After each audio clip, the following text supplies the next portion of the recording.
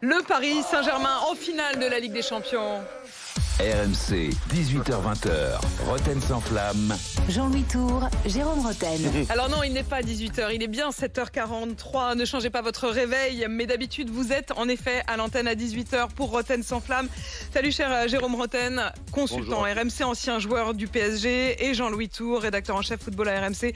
Merci à tous les deux de venir nous faire vivre Roten sans flamme dès le matin. Vous avez vibré, je vous ai vu vous saluer dans l'entrée de ce studio tous les deux, après avoir vibré totalement toute la soirée, quoi.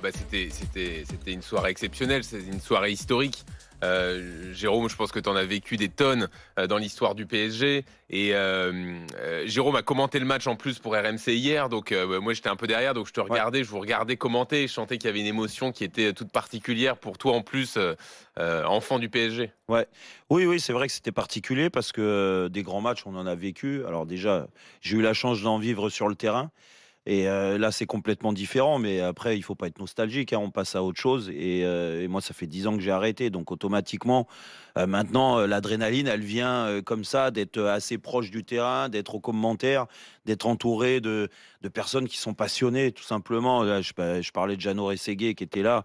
C'est fantastique de vivre ça. Et je le dis à la fin, de vivre ça avec lui parce que oui, c'est des moments uniques, c'est des matchs événements. Hein. Il y a des matchs événements, mais dans tout ce qui s'est passé avant le match, pendant le match, tous les gens attendaient ça. Et puis ça fait longtemps qu'on attend le PSG en finale de la Ligue des Champions. Forcément, il y a de l'émotion qui n'est pas à la hauteur des joueurs, parce que j'imagine que les joueurs, c'est fabuleux ce qu'ils vivent.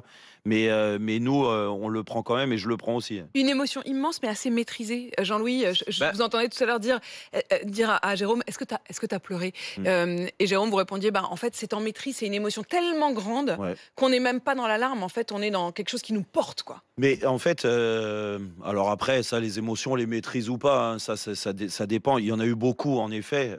Et Jean-Louis, pour te répondre, oui, c'est vrai qu'hier, il y en a eu beaucoup, hier soir, après le match, parce que c'est quelque chose. Et puis, quand tu es attaché à un club, tu es attaché à un sport, parce que moi, c'est ma passion, j'en parle, on en parle tous les deux, et avec d'autres, de 2 heures tous les jours. Donc, il faut être passionné de football pour le faire. Mais derrière ça... pourquoi tu canalises un peu ton émotion aussi? C'est parce que je sais aussi que rien n'est gagné, parce qu'il y a une finale.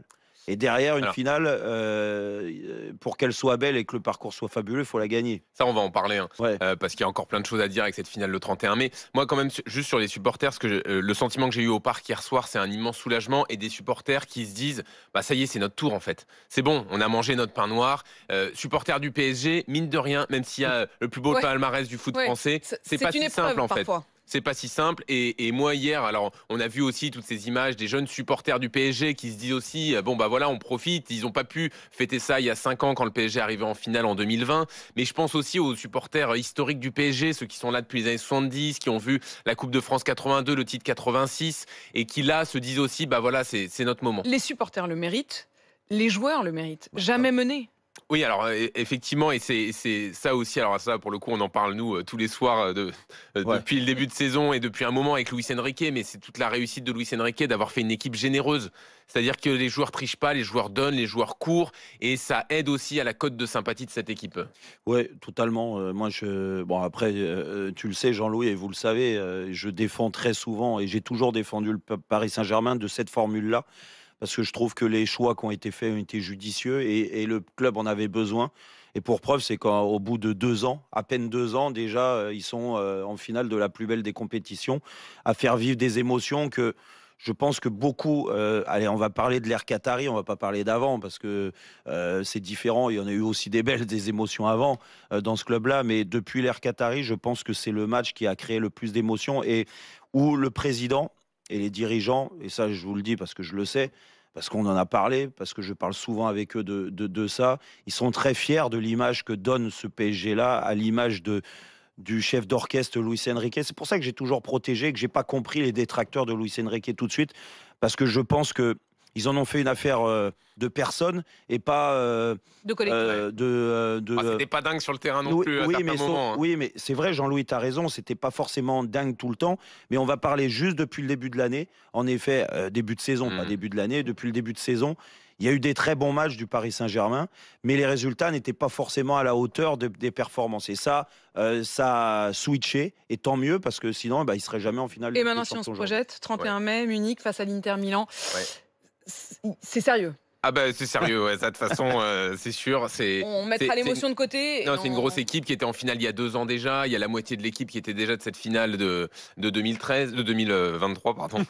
Donc il faut faire très attention à cette équipe qui va lutter jusqu'au bout pour le titre de champion en Italie, alors que le PSG a plus rien à jouer. Il est déjà champion. Il y a quand même la finale de la Coupe de France. Mais après, voilà, la finale c'est un truc. Jérôme, tu peux en parler parce que tu en as joué une de finale de Ligue des Champions. Autant sur le parcours, on peut avoir des discussions rationnelles sur la tactique, la technique, etc. Mais la finale, là, c'est autre chose.